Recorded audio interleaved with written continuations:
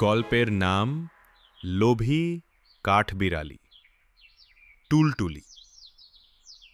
আনন্দপুর বনে টুলটুলি নামে এক ছোট্ট কাঠবিড়ালি বাস করত। সে ছিল খুব চটপটে আর বুদ্ধিমান, কিন্তু তার একটা বড় দোষ ছিল, সে ছিল খুব লোভী।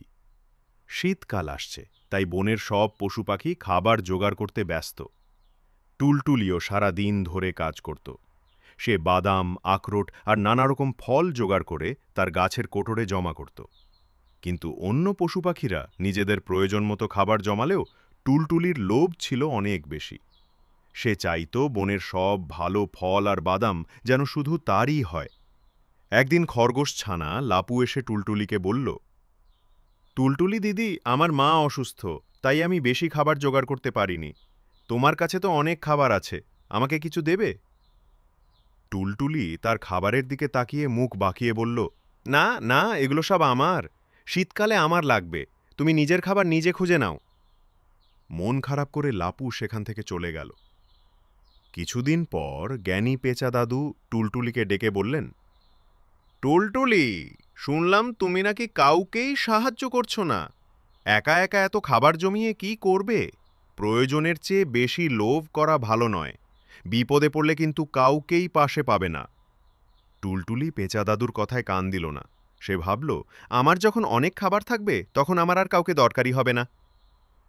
এরপর টুলটুলি বনের সবচেয়ে বড় আখরোট গাছটার খোঁজ পেল। সে ঠিক করল, এই গাছের সব আখরোট সে একাই নেবে। দিন রাত এক করে সে সব আখরোট পেড়ে তার কোটরে জমা করতে লাগল।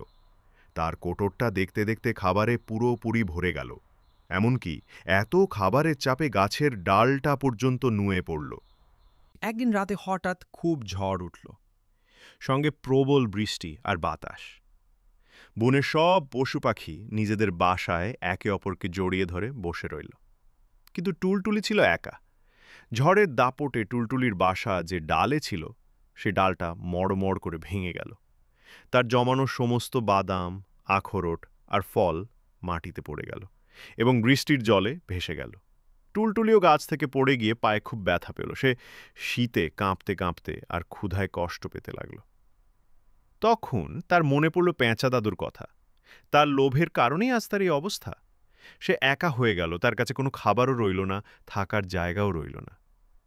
সকাল হতেই খরগোশ থানার লাপু আর অন্য বন্ধুরা টুলটুলিকে খুঁজতে বের হলো। তারা দেখল টুলটুলি একটা গাছের নিচে ভিজে ক্ষুধায় কাতরাচ্ছে। তার অবস্থা দেখে সবার খুব মায়া হলো।